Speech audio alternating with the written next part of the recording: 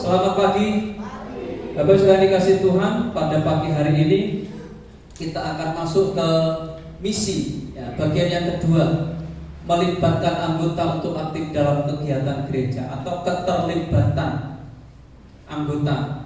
Bapak saudara yang dikasih Tuhan, tema pada pagi hari ini saya berikan judul atau saya berikan tema setia dalam pertemuan ibadah. Nah, kita akan melihat dulu Bapak Ibu Saudara, ada suatu cerita. Ini dua orang ini saling mereka adalah sahabat karib, ya, sahabat dekat. Mereka memiliki hubungan yang sangat baik. Biasanya ketemu dengan teman itu tidak lepas dari guyonan. Semua bisa menjadi bahan guyonan. Semua bisa menjadi bahan candaan. Katakanlah dua orang ini bernama, yang satu namanya Rudi, yang satu namanya Dito. Nah, terserah Bapak Ibu Saudara mau memilih yang mana. Mana yang Rudi, mana yang Dito. Saya belum berkenalan dengan orang ini Bapak Ibu Saudara. Jadi saya juga tidak tahu mana yang Dito, mana yang Rudi. Anggap saja ya, yang putih ini siapa? Rudi ya. Yang pakai baju hitam Dito. Mereka bersahabat sejak kecil sampai dia usia SMA. Tapi ini kok badannya bukan orang SMA, bukan anak SMA ya. Sepertinya ini sudah bapak-bapak. Nah, mereka bercandaan ketika mereka sedang dalam ruang dan ketika dalam pelajaran komputer. Ini kayak saya banget Bapak Ibu Saudara. Saya dulu itu waktu masuk STBI itu buta komputer. Semua tugas harus dikerjakan komputer. Nggak punya komputer, adanya dulu komputer duduk, tahu ya komputer duduk. Yang masih Pentium 1, 2, 3. Iya, saat Pentium 1, Pentium 2, 3 ada yang gitu. Nunggu harus lama dulu baru nyala. Yang masih kayak TV tabung gitu. Yang punya hanya beberapa orang. Teman saya ada satu, dia memang orang mampu. Dia begitu masuk, dia sudah punya laptop paling keren di zamannya. Sekarang sudah masuk saja bawaannya bukan hanya laptop ya, tapi sudah iPad. Nah, sepasang sahabat karib ini Rudi dan Dito lagi belajar komputer bersama. Karena Rudi belum begitu familiar tentang penggunaan fitur-fitur yang ada di komputer, dia meminta Dito untuk mengajarinya. Ini ketika saya dapat dari artikel Bapak Ibu Saudara. Kok aku banget ya? Aku waktu masuk STBI, ya inilah kira-kira aku nggak ngerti komputer, bagaimana caranya mengoperasikan komputer, masih manual, sedangkan yang lain itu mau mengcopy saja tinggal Ctrl A, Ctrl P, Ctrl V, selesai. Maksudnya itu sudah copy, langsung paste. Semua itu sudah masuk. Wih, hebat ya. Saya dulu, kok cepet men ya, saya harus satu-satu dicari dulu. Golek kontrol ke kanan. Oh ini, kalau itu tinggal plek sudah jadi. Akhirnya apa Bapak? Teman saya itu cepet banget selesainya. Saya baru setengahnya belum dapat. Orang ngetik ke 11 jari. Tek. Teman saya wis tek. Deloknya lu heran, si cicah desa orang jarang ngerti komputer, ngerti orang hebat komputer bisa, desa banget. Nah, ini mewakili Bapak Ibu Saudara. Nah, kita akan lihat ceritanya. Nah rupanya Rudi, yang nggak bisa itu namanya Rudi, yang masih mulai belajar komputer. Rudi ini belum tahu komputer sama sekali, bagaimana cara mengoperasikan. Yang tahu hanyalah Dito. Percakapan ini menarik Bapak Ibu Saudara. Rudi ini ngomong sama Dito, bukan ganjo bukan ya. Tapi ini Dito. Boleh nanya nggak? Fungsi dari tombol enter itu apa sih? Enter ya. Lalu si Dito ini menjawab, kayaknya sih buat mempercepat jalannya program programnya biar cepat. Mempercepat gimana toh? Lalu diberikan penjelasan, ya kerjanya biar cepat Kalau mau lama bukan enter namanya. Nah terus apa? Entar. Nah ini guyonan pertama. Jadi mereka ngangkat, wah kowe iki jan aku ki tanya tenanan lurut.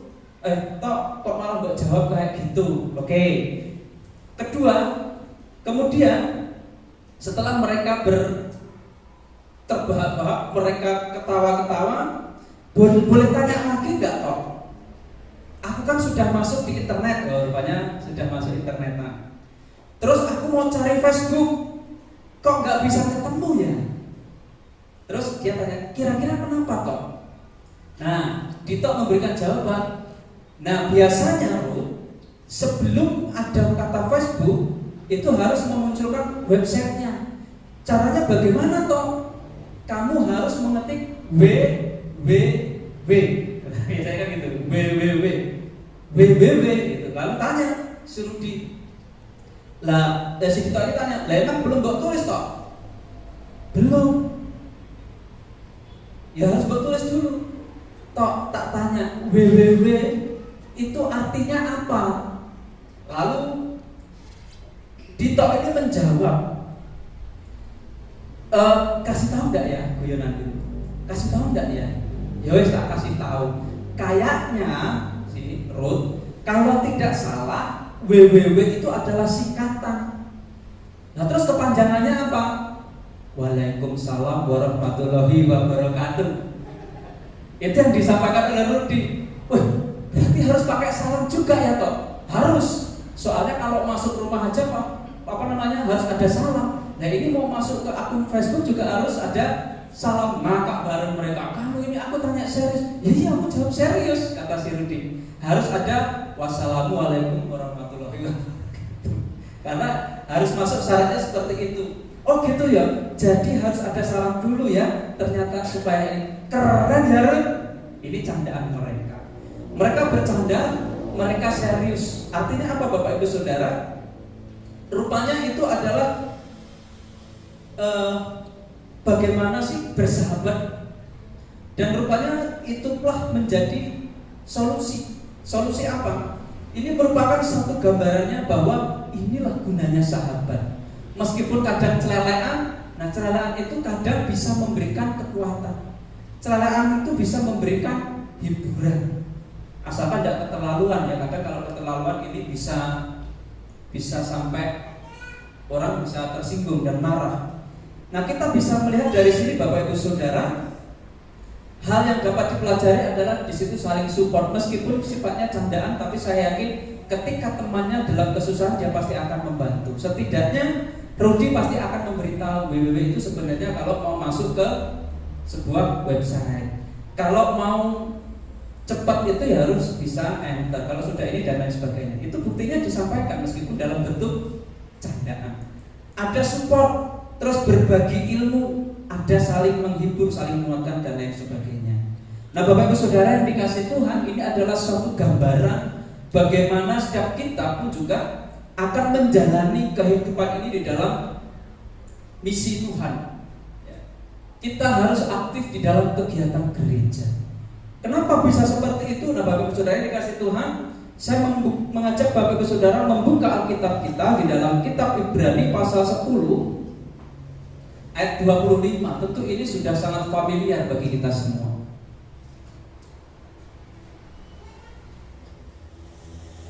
Ibrani pasal 10 ayat 25 saya akan menyampaikan, membacakan untuk Bapak Ibu Saudara. Silakan Bapak Ibu Saudara memperhatikan.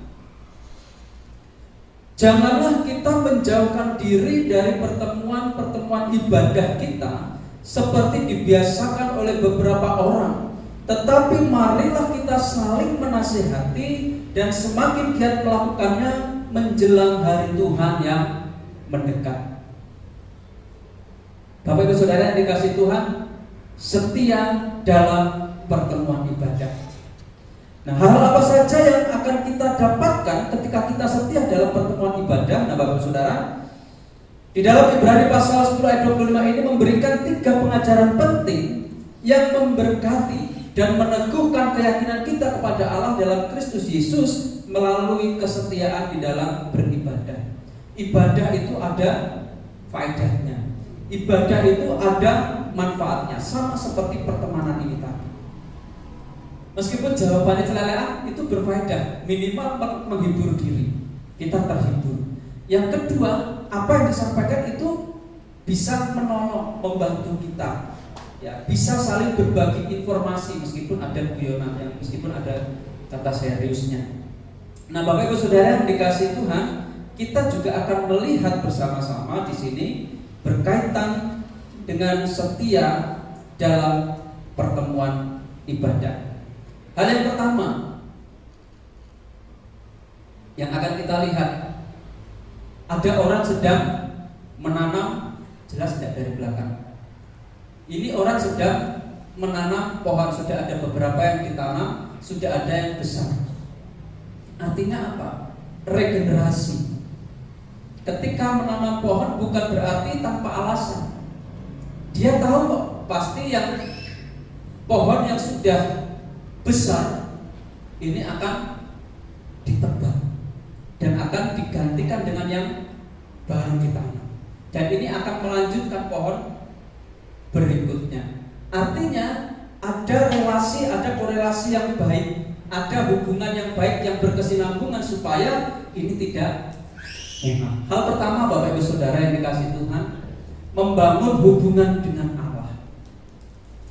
Di dalam persekutuan, di dalam peribadatan Bapak Ibu Saudara, disadari atau tidak disadari, ketika melakukan peribadatan itu, kita sedang membangun hubungan dengan Allah. Nah, pertemuan ibadah adalah tempat di mana kita dapat memperkuat hubungan kita dengan Allah. Kenapa bisa seperti itu, kita akan lihat. Apa sih komponen-komponen yang ada di dalam peribadatan itu kok sehingga kita bisa mengatakan bahwa beribadah itu membangun hubungan dengan Allah. Nah, di dalamnya ada ini Bapak Ibu Saudara, penyembahan kepadanya. Kita tentu tahu siapa yang kita sembah di dalam peribadatan kita. Kita tahu enggak siapa yang kita sembah? Penyembahan kepadanya ini akan menjadi satu sarana untuk kita membangun hubungan dengan Allah. Tentu kita tidak akan menyembah Allah tanpa kita mengenal Allah. Begitupun juga demikian, kita tidak akan menyembah Allah kalau kita tidak mengenal Allah yang kita sembah. Kalau saudara saya suruh menyembah patung, kira-kira saudara mau enggak? Kalau saya menyampaikan patung ini akan membuatmu, atau patung ini bisa mewakili Allah dalam hidupmu dan dia bisa melakukan banyak hal untukmu, saudara akan melakukannya enggak? Saya yakin saudara tidak akan melakukan. Kenapa? Karena saudara sudah tahu kepada siapa kita akan menyembah. Jadi ada penyembahan, lalu kemudian memuliakan Dia. Di dalam peribadatan kita memuji nama Tuhan. Ada yang main musik, ada yang memimpin, ada yang menyanyikan pujian. Jemaat juga mengikuti. Tujuannya untuk apa? Tujuannya untuk memuliakan Tuhan. Berarti apa yang kita lakukan selama peribadatan ini ada tujuannya. Tujuannya memuliakan Tuhan. Plusnya apa? Kita merasa tenang ketika kita menyampaikan pujian, ketika kita menyembah Dia, ada damai sejahtera di dalam diri kita. Lalu kemudian mendengarkan firman Tuhan. Oleh karena itu Bapak Ibu Saudara, di dalam peribadatan itu ada pujian, ada penyembahan, ada persembahan, mendengarkan firman Tuhan, sampai doa penutup itu ibadah. Makanya Bapak Ibu Saudara yang dikasihi Tuhan, peribadatan yang kita lakukan ini lengkap. Semuanya itu tersaji di dalam satu peribadatan. Lalu kemudian berdoa dan merenungkan kasih-Nya yang tak terbatas. Kita ada doa syafaat, dan kita juga harus merenungkan kasih-Nya. Ketika firman Tuhan itu disampaikan, saya yakin dan percaya seberapa persen itu akan ada dalam pikiran kita. Sekecil-kecil apapun itu akan kita ingat. Akhirnya apa?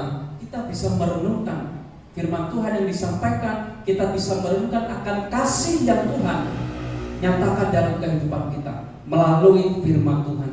Meskipun ini masih membangun hubungan dengan Allah, saya yakin dan percaya Bapak Ibu Saudara sedikit sudah memiliki perenungan bahwa ini ada kasih Allah.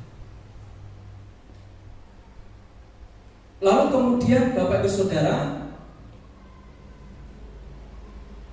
semua itu kita lakukan, dan itu semuanya adalah cara kita untuk mengenal dan mendekatkan diri kepada Tuhan.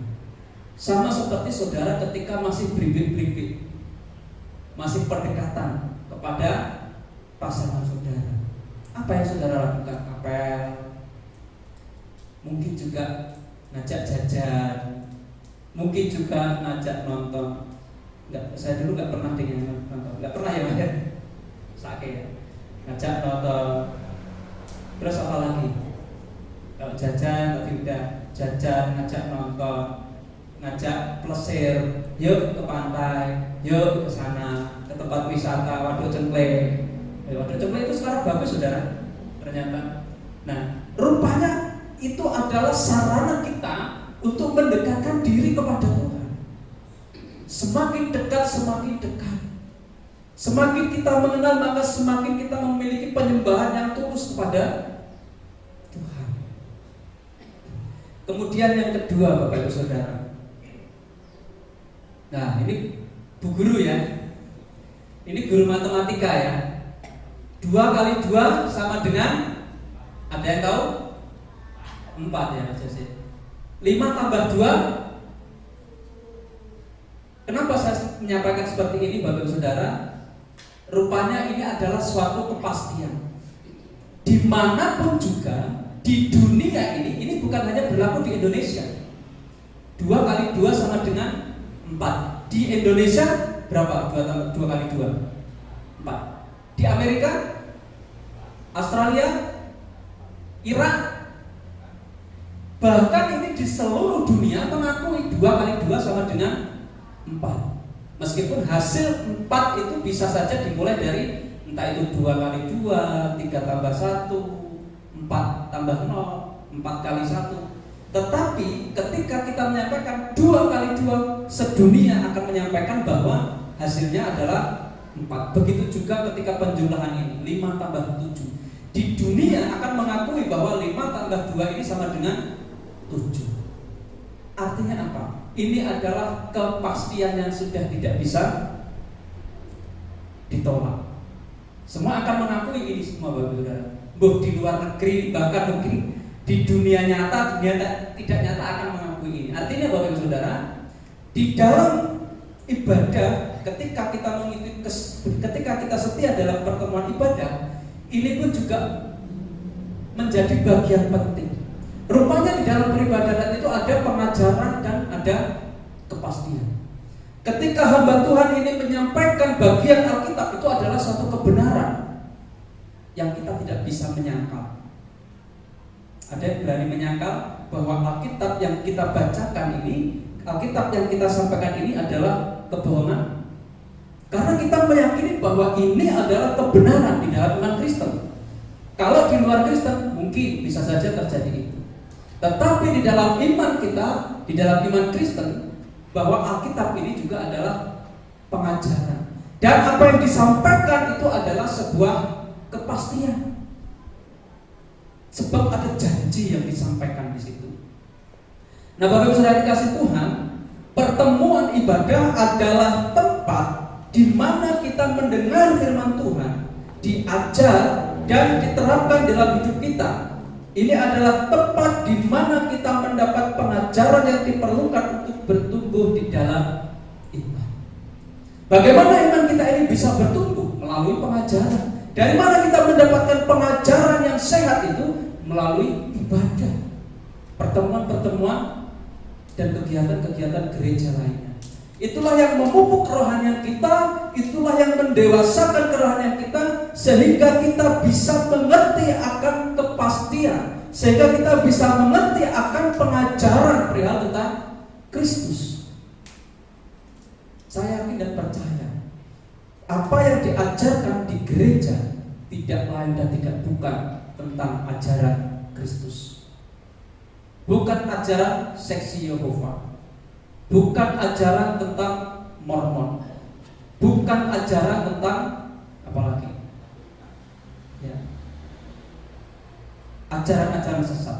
Yang diajarkan adalah satu kebenaran dan itu mutlak. Yang kedua adalah janji yang kita yakini bahwa itu adalah kepastian. Adakah yang meragukan janji Tuhan? Ini pertanyaan. Ya. Kalau kita meragukan janji Tuhan, contohnya saja akan kehidupan kekal. Yohanes 3 ayat 16. Itu janji. Ketika hal itu tidak kita yakini, saudara, ya berarti kita tidak bisa menerima pengajaran. Kita tidak bisa menerima bahwa itu adalah suatu kepastian karena kita nggak meyakini itu. Tetapi karena kita meyakini, maka Yohanes 6 ayat 13 itu akan menjadi kekuatan bagi kita bahwa Tuhan sudah menyediakannya itu untuk saya dan untuk kita semua. Pertemuan ibadah memberi kepastian akan harapan kita akan Kristus. Kita punya pengharapan di dalam Yesus Kristus. Sebab Bapak Ibu Saudara, ini menjadi pertanyaan di kalangan orang Yahudi pada waktu itu. Tentang apa? Berkaitan dengan pernikahan, kawin mengawinkan setelah kematian. Berkaitan kehidupan setelah kematian. Ini orang-orang Saduki, Bapak Ibu Saudara. Ini adalah pertanyaan orang-orang Saduki. Dia adalah orang Yahudi, dia percaya Mesias, tapi dia tidak percaya akan kebangkitan. Dia tidak percaya akan surga dan neraka. Setelah orang itu mati ya sudah, tidak ada kehidupan lagi. Dan makanya Bapak Ibu Saudara, ibadah di sini memberikan kita kepastian akan harapan. Kenapa? Dari mana kita bisa tahu ada kepastian? Dari mana kita bisa tahu ada harapan di dalam Kristus? Alkitab mengajarkan kepada kita. Ketika kita memiliki satu keyakinan, kita memiliki kepercayaan di dalam ini, apa yang disampaikan kita itu benar, ya kita akan meyakini bahwa itu adalah suatu kebenaran. Memperkuat keyakinan kita dalam menghadapi tantangan hidup. Ini juga pengajaran. Janganlah kamu khawatir, itu pengajaran. Berbicara tentang tantangan hidup, bahwa Tuhan tidak akan pernah meninggalkan engkau. Tuhan akan menolong, Tuhan akan memberikan jalan keluar. Dan itu yang menjadi keyakinan di dalam kehidupan kita. Meskipun berat, meskipun itu sangat sulit, meskipun tantangan itu sangat mungkin pelik, kita tidak bisa seolah-olah melepaskan itu. Tetapi satu keyakinan kita diperkuat dengan apa? Di dalam Kristus Yesus ada kelegaan. Sehingga ketika kita berbeban berat, ketika kita memiliki suatu masalah, kita memiliki kekuatan karena ada pengharapan. Tuhan akan menolong. Hanya tergantung bagaimana kita menanggapi, sabar atau tidak menanti pertolongan Tuhan. Ya. Sebagai orang percaya kepada Kristus, Bapak Ibu Saudara, sudah tidak lagi khawatir tentang keselamatan. Masih ada yang mengkhawatirkan tentang keselamatan, soalnya aku mati piye. Saya itu diberkati Bapak Ibu Saudara, ada seorang yang sudah sepuh, sangat sepuh. Tantangan dia bergereja jauh. Kalau naik angkot harus 2 kali naik angkot. Dia minta tolong cucunya untuk mengantar bergereja. Dia tidak mau tahu. Dia selalu mencari alasan bagaimana caranya supaya saya bisa bergereja. Meskipun dia diperhadapkan dengan tantangan, anaknya menawarkan, "Wis gak usah rasane gereja. Wis nang omah wae tak kei duit. Wis nang omah wae tak opek. Wis nang omah wae rasa repot-repot kesel-kesel karo rene. Wis tak cukupi." Jawabannya yang sangat luar biasa. Dok, Len, aku kini Gusti Yesus. Pecah gesang kula nderek Gusti Yesus. Bayangkan. Dia itu sudah bungkuk. Umurnya waktu itu sudah hampir 90 tahun. Dia nekat ngojek, ngojek. Kalau di paling sini Kartosuro gitu loh jalan. Kadang saya jemput waktunya nyampe. Kadang saya antar pulang, antar jemput. Jadi Jogja waktu saya masih KPPM, saya masih ingat. Yang saya lihat apa? Iman yang begitu teguh di dalam Yesus Kristus. Dia selalu mencari alasan piye caranya supaya saya bisa bergereja, bukan sebaliknya. Tapi yang sering terjadi di dalam kehidupan ini apa? Kita selalu mencari alasan piye caranya supaya menghindari bergereja. Bapak Ibu Saudara yang dikasih Tuhan, orang percaya kepada Kristus sudah tidak akan khawatir tentang keselamatannya. Mbah ini tadi pecah gesang kulon derek Gusti Yesus. Hebat saudara. Sederhana yang disampaikan, tapi menusuk dalam hati. Ini orang yang sudah sepuh, berjalan saja susah, tetapi memiliki keyakinan ini saudara. Aku tetap ikut Yesus, apapun yang terjadi. Kalau dia mau di rumah enak-enak bisa saudara. Anaknya itu ya cukup kecukupan. Saya yakin nggak mungkin ini terabaikan, pasti akan terpelihara. Tapi keyakinannya itu memberikan kekuatan. Saya lebih muda, masuk kalah dengan orang yang tua. Benar tak? Ini harusnya menjadi pendorong kita. Yang tua saja setia, masa kita yang masih muda ngobrol kan gitu. Kenapa? Ini loh, kita sudah ada keselamatan. Kita sudah tidak lagi khawatir. Pernyataan pecah gesang berarti kan hidup mati, berarti aku menurut Tuhan Yesus. Berarti dia sudah mengetahui ini keselamatan, dan dia sudah tidak mengkhawatirkan tentang hidupnya, masa yang akan datang setelah mati nanti dia sudah tahu kemana tempatnya. Kita sudah tahu Bapak Saudara tempatnya. Kalau kita mati kita di mana?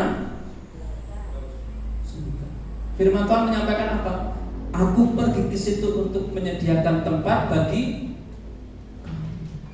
Ini sangat jelas, masa kita masih meragukan. Nah, Bapak Saudara dikasih Tuhan, ini menjadi aplikasi kita orang percaya.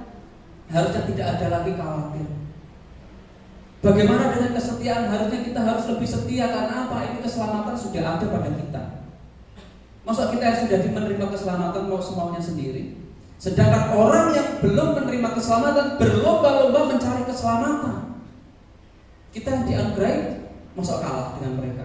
Buktikan, jangan kita kalah dengan mereka, tapi kita harus menjadi yang lebih unggul. Jangan sampai kita menjadi seperti yang firman Tuhan sampaikan, yang terkemudian akan menjadi yang terbelakang, yang terbelakang akan menjadi yang terkemudian. Jangan sampai ini terbalik Bapak Ibu Saudara. Kita sudah tahu tentang keselamatan, maka kita harusnya menyikapi keselamatan itu dengan baik. Yang terakhir Bapak Ibu Saudara, enggak kelihatan, ini bawa bendera Bapak Ibu Saudara. Demo, enggak, ini enggak demo tentang turunkan presiden, enggak ya. Apakah ini sedang demo? Tetapi di situ Bapak Ibu Saudara, yang sedang membawa bendera itu tidak sedang demo. Saat-saat ini mungkin sedang demo. 2 hari yang lalu ya di Solo, ya, Israel Palestina. Saudara, mereka masih bersibuk ria tentang hal itu. Filistina, Filistina, Filistina. Ya. El Shaddai, Allah Maha Besar. Kalau kita kan El Shaddai ya. El Shaddai, Allah Maha Besar, meneriakkan, memekikkan seperti itu untuk mendukung. Dan fatalnya lagi, mereka gagal paham. Mereka tidak tahu yang sedang menjadi pemicu itu apa. Mereka nantinya agama. Sama sebenarnya Israel Palestina penduduknya sama. Keyakinan yang dianut yang kemungkinan besar yang 3 ini top, Islam, Kristen, Yahudi. Udah. Palestina sama, Israel sama. Permasalahan ini bukan permasalahan agama, tetapi karena wilayah yang jadi rebutan. Nah, kita kembali di sini Bapak Ibu Saudara. Yang ketiga Bapak Ibu Saudara, dalam peribadatan kita bisa menikmati hal-hal yang sangat baik. Rupanya tidak hanya demonstran yang membawa bendera. Sepak bola penonton beberapa waktu lalu di sini ribut juga jam 11. supporter. Mereka juga bawa bendera. Kenapa mereka membawa bendera? Mereka memberikan semangat terhadap negaranya. Saya beberapa waktu lalu sempat melihat TikTok apa ya, intinya video pendek. Itu sedang bermain di Filipina atau Thailand. Yel-yelnya apa? Yang paling menggema itu Indonesia dengan nyanyikan lagu dangdut. Gak tahu lagu apa ya. Menyanyikan lagu dangdut dan kompak serentak, suaranya kencang. Bahkan supporter mereka kalah suaranya. Artinya apa Bapak Ibu Saudara? Ketika mereka berteriak lantang dengan mengibarkan bendera, secara langsung mereka memberikan semangat, mereka memberikan support kepada orang yang sedang berjuang. Apakah ini juga sama? Memberi support orang lain. Loh, ibadah kok memberi support itu gimana? Kita akan lihat Bapak Ibu Saudara. Ketika kita hadir dalam pertemuan ibadah, kita juga memberikan dukungan dan inspirasi kepada orang lain dalam jemaat. Contohnya seperti yang sudah saya sampaikan tadi. Di sini ada yang usianya hampir 80 tahun, 75. Oh, Muslim berapa? 73, 75, 76 ada ya. Mbak Yato berapa Mbak Yato? 77. Ada yang lebih itu usianya? Saya hanya bukan saya. 77. Namanya kayak kayak Adam. Ada? Maksudnya apa Bapak Ibu Saudara? Salah satu contoh itu tadi aja. Atau Mbak Yato. Mbak Yato ini datang lebih awal, paling awal, ya Mbak ya. Belum ada orang yang datang, Mbak Yato itu sudah di sini. Inspirasi, memberikan dukungan. Harusnya ini bisa menjadi inspirasi bagi kita yang lebih muda. Yang tua lo semangat, masa yang muda? Masa yang muda?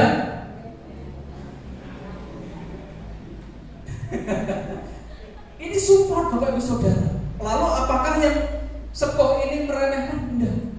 Justru itu bentuk supportnya kepada kamu muda. Jangan nom. Kilo sing itu loh yang tua. Itu loh yang tua. Kilo sing tua wis semangat, masa sing nom enggak semangat. Malu dong. Gitu ya kurang lebih. Ini menjadi teladan. Ini menjadi contoh bagi kita semua. Di dalam beribadah ada support, saling support. Bukan hanya ini saja Bapak Ibu Saudara yang dikasih Tuhan, nanti kita akan lihat. Kemudian hadir dalam ibadah adalah tindakan kasih yang memotivasi saudara-saudari kita untuk tetap setia dalam iman dan melayani Allah. Tetap pada support, tetap pada teladan. Ketika ada teladan yang diberikan oleh pendahulu, kita harus mengikuti teladan itu dengan baik. Satu contoh support, penyemangat itu bukan hanya kepada orang yang tua lebih muda, tetapi support semangat bisa kita lakukan kepada usia yang sama, yang lebih kecil dan lain sebagainya. Support, saling support sama seperti Rudi dan Dito tadi. Saling menghibur, saling support satu dengan yang lain. Yang lemah imannya, yuk kita rangkul bareng-bareng, yuk kita angkat bareng-bareng, kita semangati, ayo kembali bergereja. Terus apalagi yang sedang dalam kondisi lemah fisik, yuk kita kunjungi, yuk kita doakan. Enak gak? Kira-kira senang gak orang yang dikunjungi? Dia akan merasa diperhatikan. Ini adalah bentuk support. Ini adalah bentuk dukungan kita kepada sesama anggota. Dan yang tidak kalah pentingnya Bapak Ibu Saudara, hadir dalam ibadah adalah tindakan kasih. Ketika kita menghadiri ibadah, itu adalah bukti kasih kita. Kasih kepada siapa? Kasih kepada Allah, kasih kepada sesama. Jika ada saling menguatkan, saling menghiburkan satu dengan yang lainnya. Bukankah itu kasih? Berarti pas ya. Kasih kepada Allah dan juga kasih kepada sesama.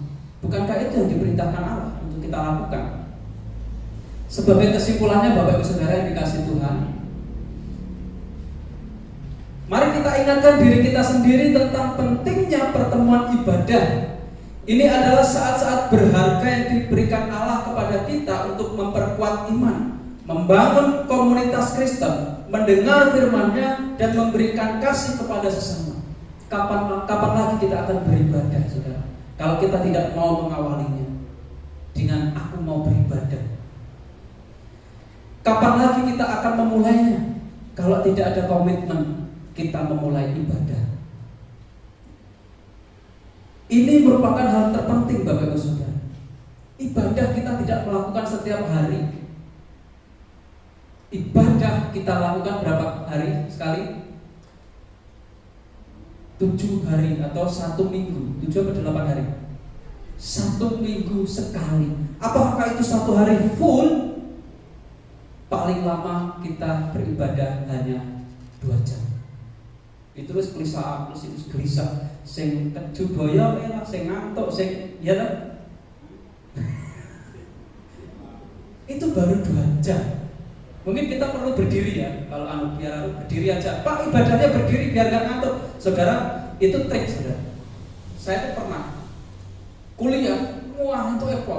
Dosen mau ngajari seperti ini terus ya izin. Saya berdiri di belakang kursi. Saya bilang sama dosen, Pak, mohon izin saya ngantuk. Kalau saya tidak berdiri, saya akan tidur. Oh iya, silahkan. Tapi saya memperhatikan, saya berdiri sambil memperhatikan. Kalau saya sudah tidak ngantuk, duduk. Supaya apa? Ternyata itu menjadi terapi Bapak Ibu. Kalau nggak percaya, lakukan itu. Tapi sekarang sudah selesai, sudah kesimpulan ya. Terus nggak perlu duduk lah. Terus saya yakin ketika ada tulisan kesimpulan harus pertepak biar harus padam gitu ya. Mari kita ingatkan diri kita untuk memahami betapa pentingnya beribadah. Ibadah hanya 2 jam, itu pun 1 minggu sekali. Yuk kita semakin giat di dalam beribadah. Dan itu pun juga banyak manfaatnya. Salah satunya adalah bisa memperkuat iman, kita bisa membangun komunitas. Di samping itu kita bisa mendengar suara Tuhan. Janganlah kita menghindari pertemuan ibadah, tetapi hadirlah dengan hati yang bersyukur, siap menyembah Allah, berbagi kasih dengan sesama. Bagaimana kita bisa menerapkan berbagi kasih dengan sesama? Menyapa, piye kabarmu hari ini, sehat, bisa memberikan senyum, itu sudah berbagi kasih saudara. Begitu saudara datang, saya pasang muka cemberut, kira-kira saudara merasa senang apa merasa sukacita? Rasa gitu ya. Rasa ada Pak Pendeta. Wah, kok isu-isu cemberut kan? Belum sarapan ya, pasti. Saya kayak merasa besok saudara ada bazar itu, kadang saya berpikir itu saya sangat bersyukur saudara. Hari Minggu kami memang nggak masak, ya karena memang waktunya harus oyak-oyakan. Nah, kembali di sini Bapak Ibu Saudara. Janganlah kita menghindari pertemuan ibadah, tapi hadirlah dengan hati yang bersyukur, siap menyembah Allah dan berbagi kasih dengan sesama. Dalam hal ini kita memuliakan Tuhan dan menjadi berkat bagi yang lain. Saudaraku yang dikasihi Tuhan, untuk menjadi berkat bagi orang lain itu enggak susah. Saudara senyum, menyapa selamat pagi, bagaimana kabar, itu sudah menjadi berkat bagi orang lain. Orang lain yang disapa merasa ternyata masih ada orang yang memperhatikan aku, masih ada yang mempertanyakan piye kabarku, kan asik. Masih ada yang memberi salam, masih ada yang memberi senyum yang manis, meskipun beban itu sebenarnya banyak. Saudara, ini berkat, dan ini yang harus kita lakukan. Supaya apa? Supaya setiap kehidupan kita ini benar-benar bisa dilihat orang. 2 minggu yang lalu kesaksian kita visual dan non visual. Orang bisa melihat kesaksian kita melalui tingkah laku, dan orang bisa menyaksikan, mendengar langsung apa yang kita sampaikan. Sehingga apa yang kita lakukan bisa menjadi berkat. Kiranya firman Tuhan ini menjadi berkat bagi kita semua Bapak Ibu Saudara yang dikasihi Tuhan. Kita akan tundukkan kepala kita sejenak, kita akan merenungkan firman Tuhan ini. Mari kita bersama-sama koreksi hati kita. Sudahkah kita setia di dalam pertemuan ibadah kita? Ibadah itu sangat penting. Ibadah bisa kita lakukan, dan ibadah itu jika kita lakukan dengan baik, maka itu akan membawa manfaat di dalam hidup kita. Kita akan pujikan bersama-sama.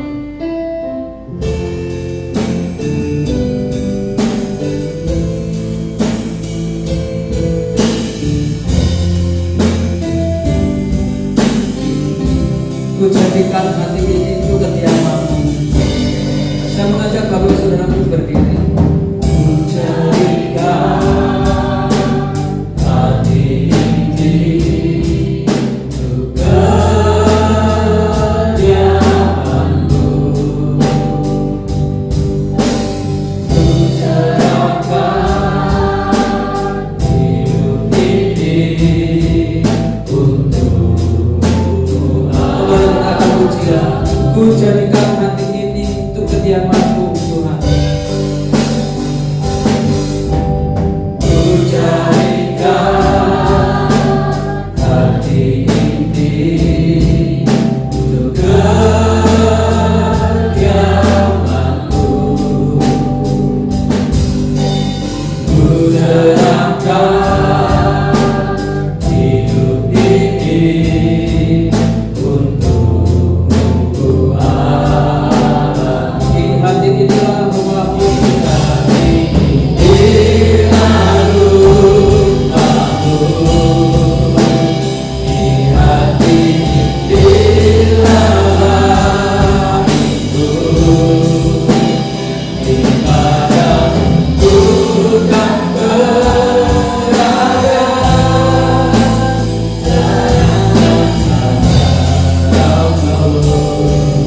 di hati rumahku, di hati inilah rumahku, di hati inilah hatiku, kepadamu kan berada,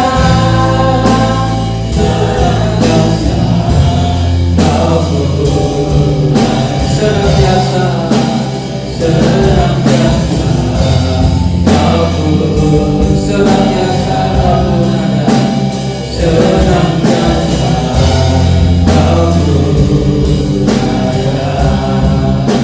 terima kasih Tuhan firman-Mu yang meneguhkan kami akan pentingnya pertemuan ibadah, yang meneguhkan kembali kami Tuhan bahwa kami setiap anak-anak-Mu harus beribadah kepada Tuhan.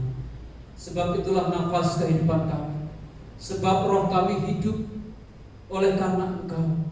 Dan biarlah setiap kami memiliki satu pemahaman bahwa apa yang sudah Tuhan perbuat atas hidup ini kami kembalikan kepada Tuhan melalui penyerahan diri, penyerahan hidup di dalam peribadatan. Biarlah Engkau akan menjadi Tuhan yang kami muliakan, Tuhan yang kami hormati, yang kami hargai. Melalui peribadatan ini adalah bentuk penghargaan kami. Melalui ibadah kami inilah bentuk penghormatan kami kepada Tuhan. Kami menghormati Tuhan melalui ibadah kami. Bukan secara fisik kami beribadah, tetapi roh dan hati kami pun juga beribadah kepada Tuhan, sehingga kami semakin berkenan di hati Tuhan. Terima kasih Tuhan, terima kasih. Firman-Mu saat ini berhenti disampaikan. Kami percaya Roh Kudus-Mu tidak akan pernah berhenti menolong, mengingatkan, menyadarkan kami akan pentingnya ibadah yang harus kami lakukan. Sebab ibadah ketika kami lakukan akan memberi manfaat kepada kami. Terima kasih Tuhan, terima kasih. Kami juga akan mengakhiri ibadah kami. Kami akan meninggalkan tempat kudus-Mu ini Tuhan. Kami akan pulang, kami mohon penyertaan Tuhan dalam perjalanan kami hingga kami sampai di rumah dengan selamat, tidak kurang suatu apapun juga. Karena Tuhan memimpin, karena Tuhan memberkati perjalanan kami. Pulanglah saudaraku, kiranya kasih karunia dan damai sejahtera yang dari Allah Bapa, penyertaan yang daripada Roh Kudus menyertai Bapak Ibu Saudara dari saat ini sampai selama-lamanya, sampai Tuhan Yesus datang kedua kalinya. Diberkatilah kiranya setiap langkah kehidupan Bapak Ibu Saudara. Diberkatilah rumah tangga Bapak Ibu Saudara. Diberkatilah usaha pekerjaan Bapak Ibu Saudara. Diberkatilah kiranya setiap pergumulan Bapak Ibu Saudara. Ada jalan keluar yang terbaik di dalam setiap permasalahan, di dalam setiap pergumulan yang tengah dihadapi. Karena kita berdoa, karena kita memiliki satu keyakinan dan iman yang sama, yaitu di dalam Kristus Yesus, Tuhan dan Juru Selamat. Haleluya.